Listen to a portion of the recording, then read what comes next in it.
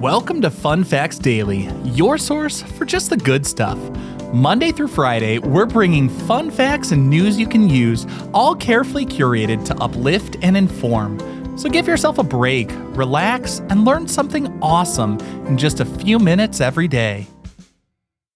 Hi everyone, I'm your host Kyle Wood. Today we'll be learning about the awe-inspiring Egyptian pyramids, structures that have captivated humanity for millennia. But before we get into all the facts, let's warm up our brains with a little game. Think you can tell fact from fiction? It's not always easy. Consider this. For centuries, the image of countless enslaved people toiling under the whips of overseers to build the pyramids has been ingrained in popular culture. Movies and stories depict masses of forced laborers dragging massive stones across the desert under brutal conditions. But was this really how the monumental structures were created? Were the Great Pyramids of Giza truly built by legions of enslaved people? What do you think? Is this the actual fact or a common misconception? The answer will be revealed at the end of this episode. Now, on for our word of the day.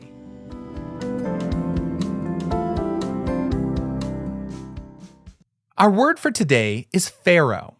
The pharaoh was the ruler of ancient Egypt, considered not just a king, but also a god on earth.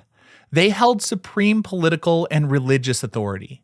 The word itself has an interesting origin. It comes from the Egyptian term per-ah, which literally translates to great house. Initially, per-ah referred to the royal palace, but over time it became the title used for the king himself, starting around the New Kingdom period. So when people spoke of the pharaoh, they were initially referring to the palace where the ruler lived, which eventually became synonymous with the rulers themselves. Now, for today's high five, our top 5 fun facts about the Egyptian pyramids. Now, first off, the Great Pyramid of Giza was built with such astonishing precision, modern engineers would struggle to replicate its alignment. The Great Pyramid, built for Pharaoh Khufu around 4,500 years ago, isn't just massive, it's a masterpiece of ancient engineering. Its base is almost perfectly level, deviating by less than an inch across its entire 13-acre footprint. Even more incredibly, the sides of the square base are aligned almost perfectly with our 4 cardinal directions, north, south, east, and west. The side facing true north is off by only a tiny fraction of a degree. Achieving this level of precision without modern tools like GPS or even a compass, magnetic compasses weren't known in Egypt then. It's just mind-boggling. It suggests the ancient Egyptians had an incredibly sophisticated knowledge of surveying, mathematics, and astronomy. They likely used methods involving sighting stars or taking the sun's shadow to achieve this near-perfect orientation. Next up, some stones used in the pyramids weighed more than elephants and were transported hundreds of miles. While most of the core blocks of the pyramid were limestone, quarried relatively nearby Giza, some key elements required truly monumental effort. The massive granite blocks used for structural elements, like the roof beams in the King's Chamber of the Great Pyramid, for example, weighed anywhere from 25 to 80 tons each. That's heavier than multiple adult elephants. What's even more impressive is that this granite wasn't found locally. It had to be quarried in Aswan, over 500 miles south of Giza. Historians believe these colossal stones were transported down the Nile River on enormous barges during the annual flood season when the water levels were highest. Moving and lifting these multi-ton blocks into place with the technology available remains one of the most impressive logistical and engineering accomplishments of the ancient world. Number 3, the pyramids weren't just fancy tombs. They were gleaming white beacons topped with gold, seen as launching pads for the pharaoh's soul into the afterlife.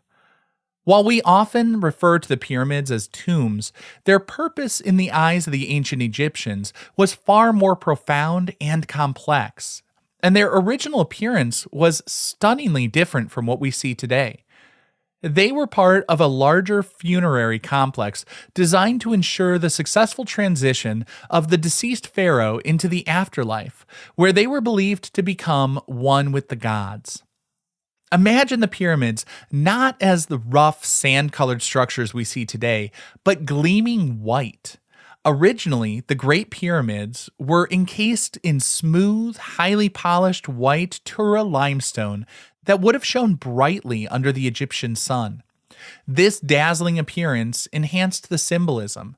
The pyramid shape itself is thought to represent the primeval mound of creation, or perhaps more fittingly, given the radiant look, the solidified rays of the sun god Ra, providing a stairway for the pharaoh's spirit to ascend.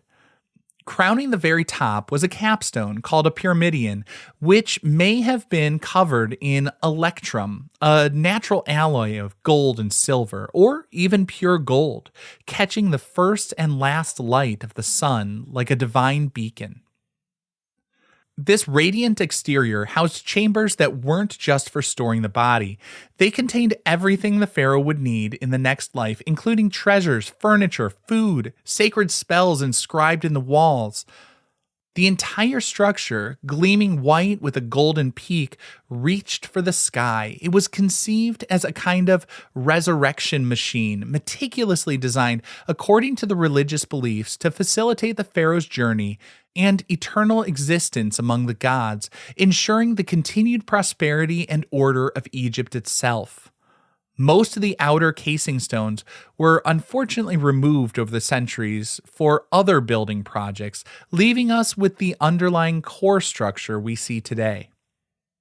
Number 4, the iconic pointed pyramids we know weren't the first design.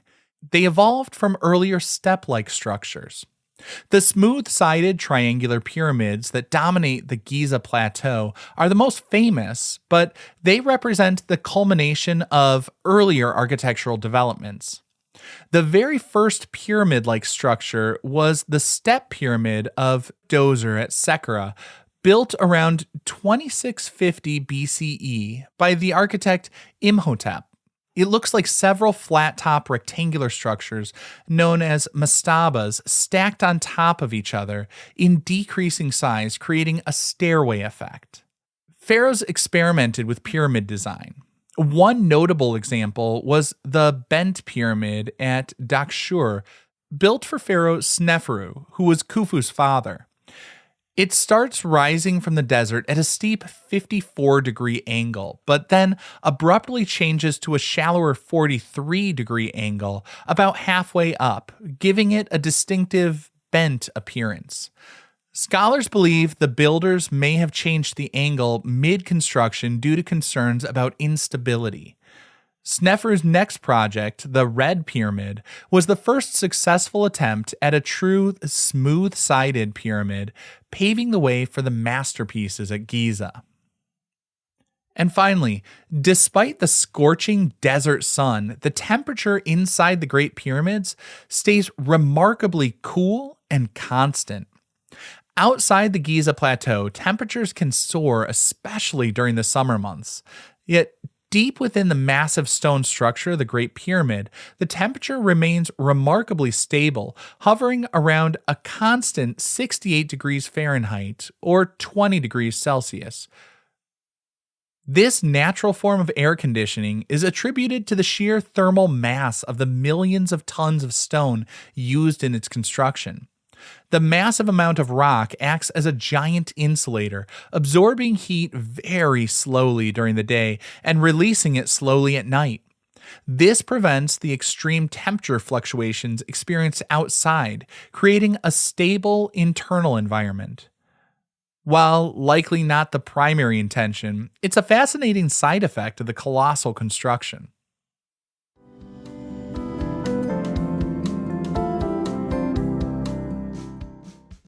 Now for some news you can use. Are you planning a trip to see the ancient wonders someday? Here's a simple but crucial tip. Pack comfortable walking shoes and stay hydrated. Visiting the Giza Pyramid Complex or other sites like Saqqara and Djoser involves a lot of walking, often on uneven, sandy ground under the hot Egyptian sun. Wearing sturdy, comfortable footwear will save your feet and allow you to explore more without discomfort. Equally important is carrying and drinking plenty of water throughout the day. Dehydration can sneak up quickly in the desert climate, leading to fatigue and even heat stroke. Being prepared with good shoes and sufficient water ensures you can safely and comfortably soak in the incredible history and atmosphere of these magnificent sites. And here's something else that surprises many first-time visitors. While photos often make it look like the pyramids are isolated deep in a vast empty desert, they're actually right on the edge of the massive, bustling city of Giza, which is part of the greater Cairo metropolis. From certain viewpoints, you can see ancient wonders in the foreground with modern apartment buildings, roads, and city life sprawling right behind them. It's quite the juxtaposition. You might even spot familiar sights like a Pizza Hut not far from the plateau entrance. Though, if you're making the amazing trip to Egypt, I definitely recommend sampling the delicious local cuisine instead.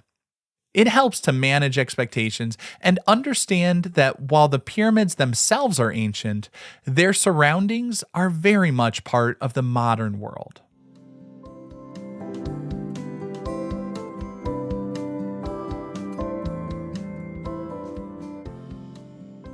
Now, for the moment you've been waiting for, let's revisit our question from the beginning of the episode. Were the Great Pyramids built by enslaved people toiling under harsh conditions? That one appears to be largely fiction. While ancient Egypt certainly practiced slavery, archaeological evidence strongly suggests the pyramids were primarily built by a workforce of skilled, paid Egyptian laborers, not slaves in the way that we often imagine. Archaeologists have discovered extensive villages near the pyramids that housed the workers. Excavations reveal evidence of organized settlements with bakeries, breweries, and facilities to process fish and meat, indicating a well-fed workforce. Also, the tombs belonging to these workers have been found near the pyramids. Being buried with honor near the sacred structures of the pharaohs would have been unlikely for enslaved people.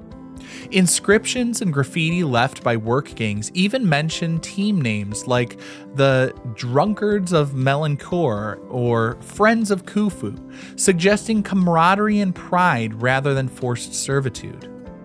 These were skilled craftsmen, engineers, surveyors, and laborers who likely worked on the pyramids seasonally, possibly during the Nile's inundation period when farming was impossible, and they were paid for their work, likely in rations of food, beer, and clothing. So the image of whip-wielding overseers driving legions of enslaved people is more Hollywood than history. Fun Facts Daily is an Airwave Media podcast. It was written, recorded, mixed, and edited by me, Kyle Wood. Thanks for sharing a part of your day with me. Be sure to follow Fun Facts Daily on your favorite podcast app so you can keep the good stuff coming your way every day. And if you like the show, please do me a favor and leave a kind rating, review, or just tell your friends about it.